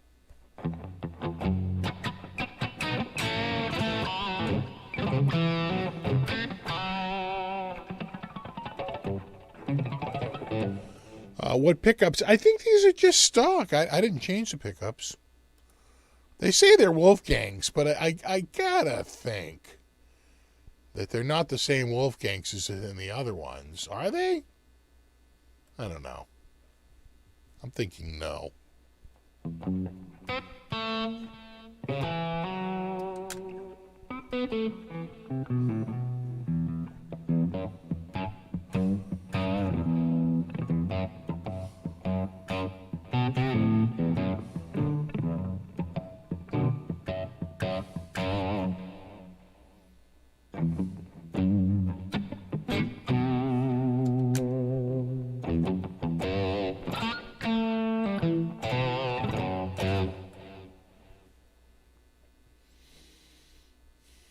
Yeah, I think they're Wolfgangs, but I don't know. Something tells me that they are Wolfgangs, but they're not Wolfgangs. Like they give them the spec and they call them Wolfgangs, but this guitar is made in Indonesia versus Mexico. I mean, are they all using the same pickup?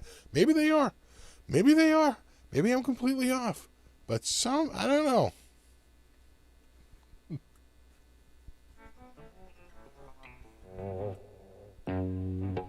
Oh, yeah, the bottle opener. No, the Big Mouth Bass. When we call it the Big Mouth Bass? This guitar is always like, oh, no way.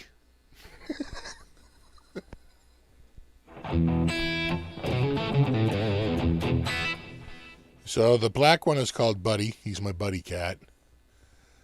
The gray one right there is Cutie, and that's Henri, also known as Lovey.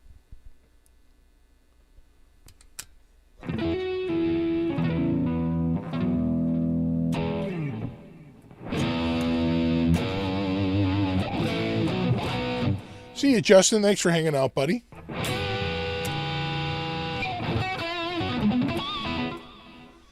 Have you ever reviewed a 5153 amp? No. I have not seen one. Is the volume knob frictionless? It's not frictionless, but no.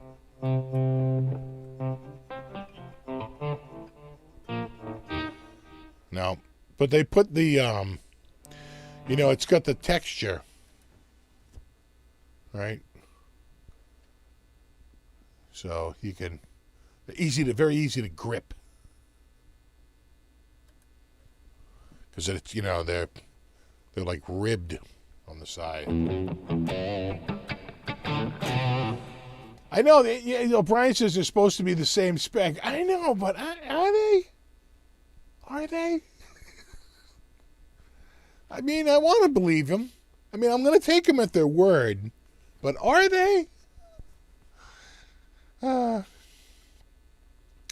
Did you ever score a keyboard? I did. In fact, I should do a video on it very soon. I wound up just going with a controller because it's quite frankly the easiest to use in my situation, and it has aftertouch, which is huge. It was under $300. It was $299. It's hard to find a controller with 61 keys and aftertouch and drum pads. I wound up getting a Nectar, which is you can hear it. You're hearing it right now. Yeah, are we still snowing? I'm not seeing a lot of. Hope we're not switching back over to rain. I don't like the sound of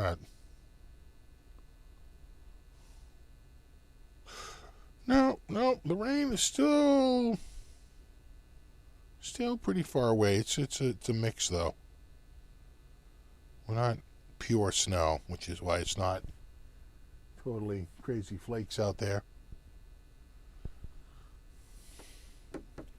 What are you doing, bud man? What are you doing, buddy? Oh, he's a good kitty. He's a good cat.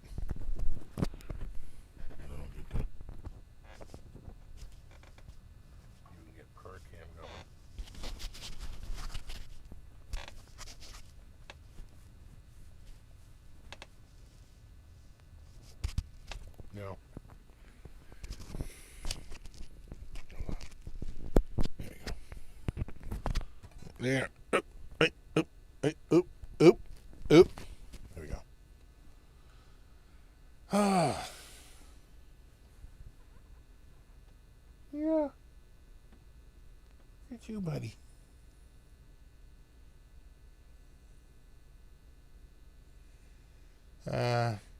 You have a jazz box or a 335? I had a jazz box, and I sold it, and because I never really played it. It was a great guitar, but just never played it.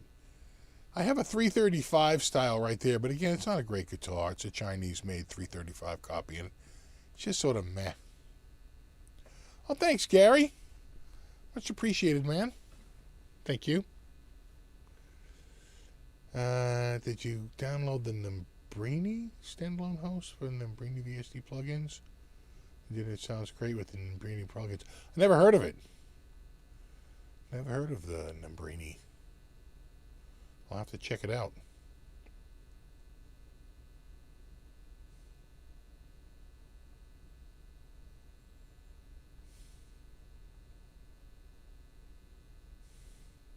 Yeah, ASMR Cat Sounds Edition. Krampus is coming soon, exactly. We never had Krampus here, but it seems way cool. Would have scared me. Oh, thanks, Steve. Steve Franklin. A chance of pulling out the Lotus sometime. Yeah, you know what? It's, that guitar's a little, I mean, I could try. I gotta be careful rolling here, though.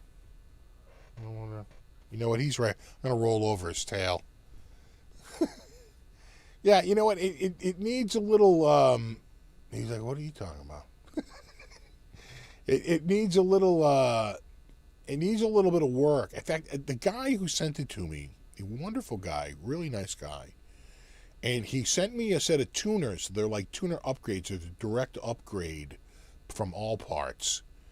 I should really just upgrade the tuners and just, you know, because that's the weakest link. The weakest link in that guitar is the tuners. Everything else is fine. The tuners are just kind of meh, you know, those cheap open back. But the replacements seem to be really nice. They look exactly like them, but they're quality. I still haven't put them in. Right there, the old Lotus. Yeah, he's still behind me here. He's like, what are you talking about? What?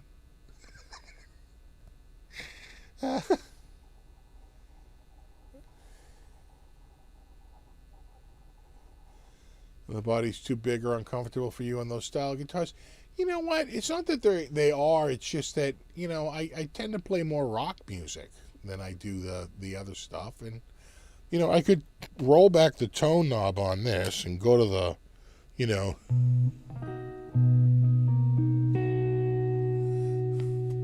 get a pretty...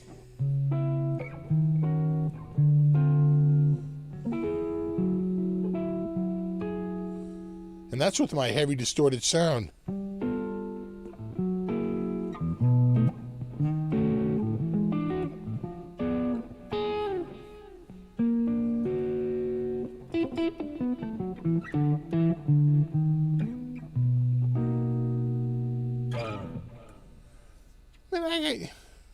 I don't know if I need that guitar to get to get a decent jazzy sound. I'm hearing somebody. Hearing movement.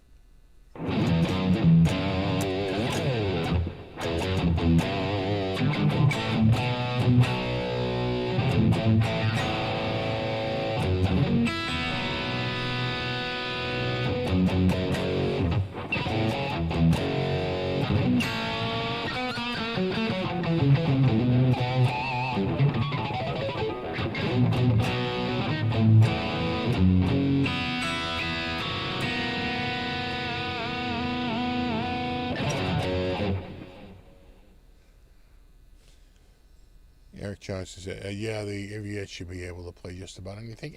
Most guitars can. That's if you roll back and get the tones, you back off, clean guitar. I mean, you can get 90% of the way there. The thing is people just like those big guitars, and admittedly, they are going to have a jazzier tone. This is a mere approximation, but it's good enough.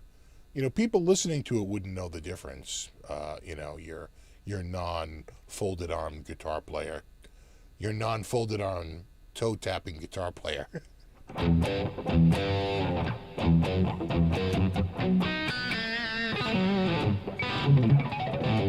Think I'm digging that new RG 565 Genesis. Yeah, you liking that with the color, the matching color dot inlays? What do they got? I know they got a red, no, an orange, right? Isn't it there's a bright orange, and did they do a blue too, or an orange and a blue? I don't think I'm tuned down a half step. I should be at, I think I'm E. Where am I? I'm E on the money.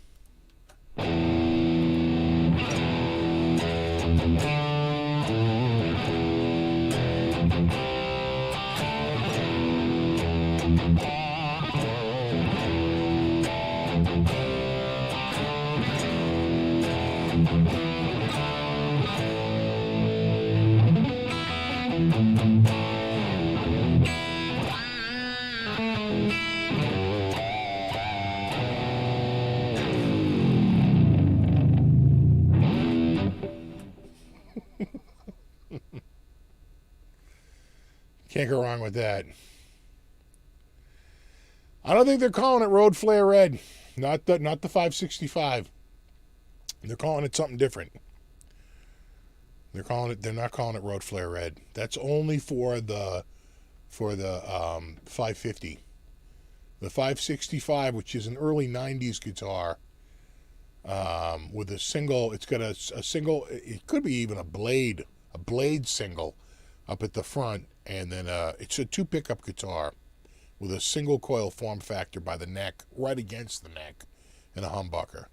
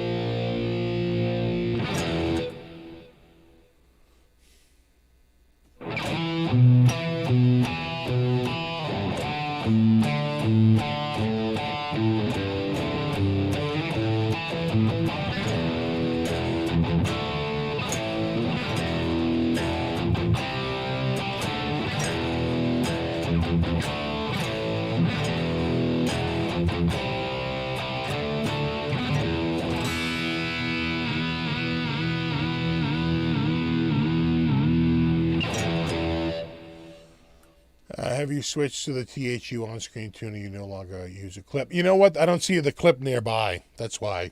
If the clip was right here in front of me, I might have just clipped it on. But I don't see the clip here, so I just went to the one online. It's whatever's the easiest.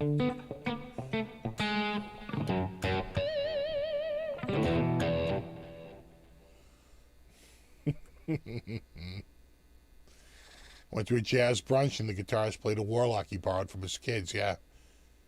Sound a lot mellower than you think. Well, you're right. It depends on what's being played. That's awesome. You know, it's like when your mom has to borrow your, like, you know, your car to go somewhere.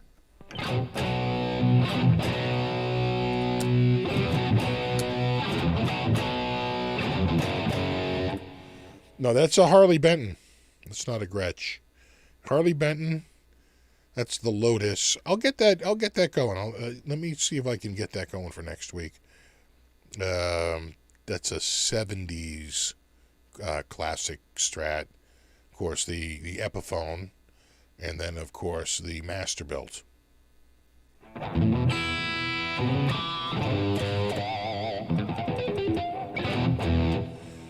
What do you think manufacturers are going to do about Winter NAMM? They actually do have a live stream thing they're trying to set up. They are trying to do like a live stream thingy, just like Guitar Summit did. But we'll see. I now own THU because of you. It was also on sale. Yeah, I'm telling you, this is it. If you want THU, this is it. This is the time of the year, like right around, you know, Thanksgiving. If you missed out on that one, check it right before Christmas. I'll bet it'll go on sale again. They always do. You know, they always do it.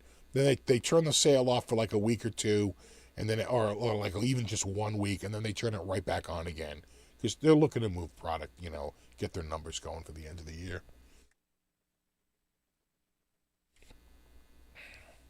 Linda Carter or Pam Grier? Linda Carter. God, she was a Wonder Woman. Where'd I get the Lotus? A fan sent it to me. He reached out and said, "Hey, I got an old Lotus. I'll send it to you if you give me an address." So he actually took the neck off the body and threw it in a small box and sent it to me. And it's a fun guitar, but all those small guitars, you got to be real careful because it's just the slightest bit of movement and it'll go out of tune.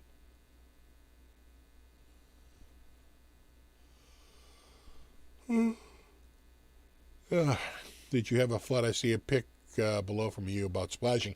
Yeah, no, it was flooded here. We thought we were going to flood again today, but it turned to snow. If it didn't turn to snow, I guarantee you it would be flooding and we wouldn't be having this show because there's no way I'm going to have a show if my basement is flooding because I got to make sure that everything's, you know, that nothing is going to get ruined here. But, yeah. It was completely flooded here last Monday, and it took Tuesday and Wednesday to dry out. Didn't really dry out here completely till about Thursday, and then it's all back to normal now. But today we had like really, really heavy rains, massive storm, and it's funny because you know, and it's a little geeky, but it went from like 1,100 millibars to like. Or something like over 1,000 millibars to like 970. We're dropping like the pressure drops so crazy. They call that bombogenesis. And what it does is it just intensifies the winds in the storm, right? You get this, it bombs out. And forget about it. And that's what happened to us. And luckily, the only saving grace is that it turned to snow. It's still snowing. It's like it's the snow that saved it because the snow locks it up on the surface. It actually even acts like a little bit of a sponge, too. So it'll actually soak up water a little bit, you know, in the ice crystals. So it's good. It really saved it from down there because my sump pump definitely started going. And it was pouring out there. I'm like, oh, my God, will you turn the snow or do something? And it did. It turned to snow. Thank God. Exactly. I turned to snow. I turned to snow. When you were gone, I turned to snow. A boom, boom, boom, boom.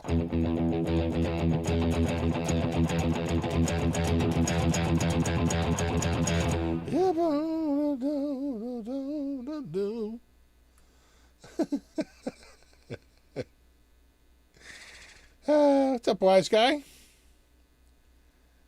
Yeah, no, it's still snowing. Yeah, a little bit still going out there. It's still going a little bit. Rain's still in Quincy, yes. You're closer to the coast. I'm on the other side of 95. So, I'm just far enough in.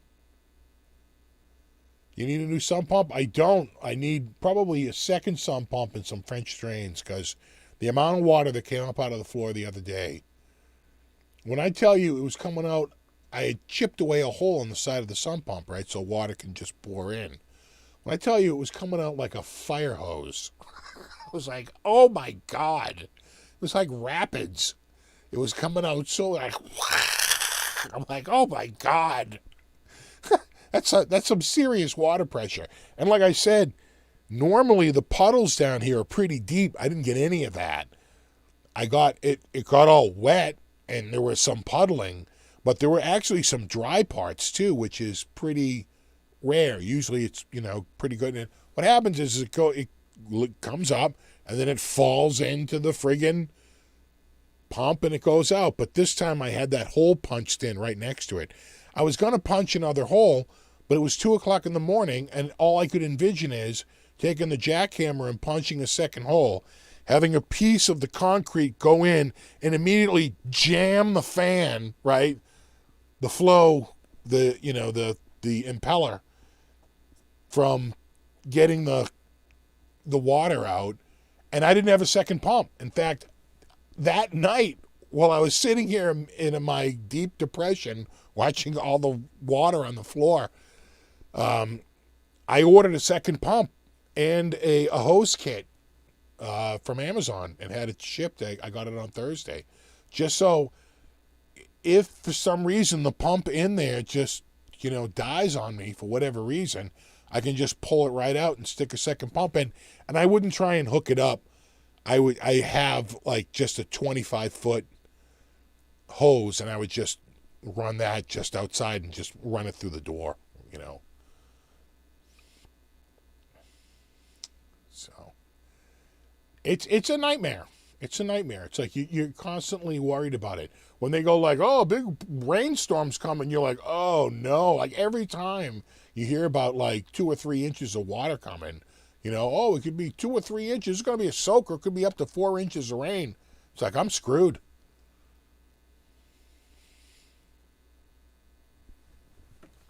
Oh, he is chilling. He's waiting for me. It's like, I'm just going to wait right here. I'm waiting right here. Yeah. Look at you.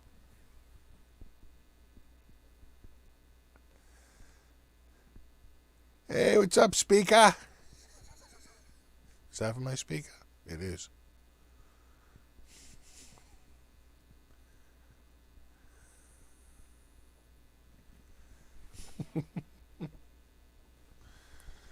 But we're almost finishing up. We're out of here in like a minute? God, what time is it? Oh my God, it's 8:59.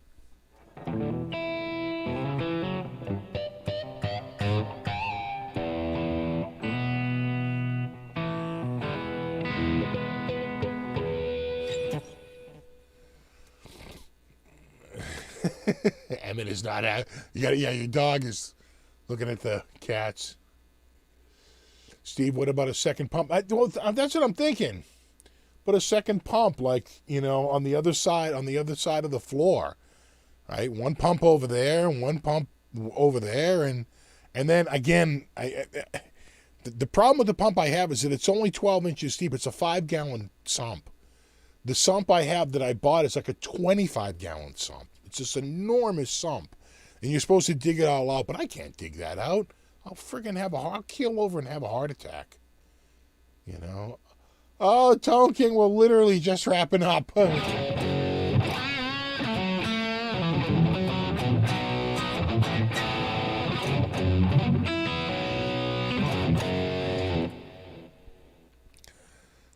got cats coming after me.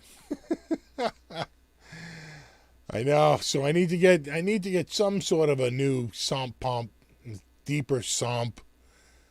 The pump I have is great. I just can't get the water to it fast enough to pump it out.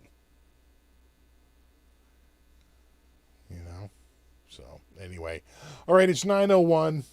I know I already heard them come down a couple of times, so I'm sure they want to come down here and do something. So I'm gonna wrap it up. Super thanks to everybody who hung out tonight. Extra super thanks to anyone who contributed. And, of course, major props to my mod squad.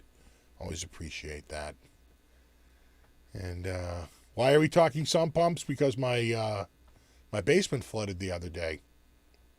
Wicked hard. You have a Zeller dual pump, yeah. I probably need a second pump, just in a second sump. And some French drains. What, dude, the water was coming out of the floor like a goddamn fire hose. It's like, how do you protect against that? That's a lot of static pressure. That's just like literally a swimming pool, right? The water table is just coming up until, if I didn't have the sump, I probably would have had 2 feet of friggin' water in here. But as it was just wet floors and a lot of the, freaking out. But, yeah, new sump. It's like $5,000 to $10,000 worth of work, quite frankly. All right, dudes, you rock. I'll see you guys in a week. We got the train story out tonight. That's a classic. All right, dudes. Yeah, exactly. It's a free swimming pool. You know what? This whole street, like my neighbor has a rock sticking out of his yard that's like larger than a Volkswagen. The guy across the street has a big giant mound of shale. He had to blast out his swimming pool with TNT to even put it in. I am sure that's what they did up and down the street. They blasted everyone's foundation out to put a foundation in, but we're in solid rock. It doesn't, the water goes down. There's no place for the water to go. We're literally on solid shale. And the dude down at the end of the street, he goes at night, I swear you can hear like an underground spring. We're up on the top of a hill. The chances of having an underground spring, it's not really that remote. In fact, it's quite common. So who knows? Anyway. Yeah, Zeller Pro Pack, right. So you have if it gets too crazy, the second pump will kick in. My problem is I can't get the water to the sump fast enough. I really need a French drain to transport the water. Because it's coming up, like I said, like a swimming pool. You got to get it to this one little section that has the sump.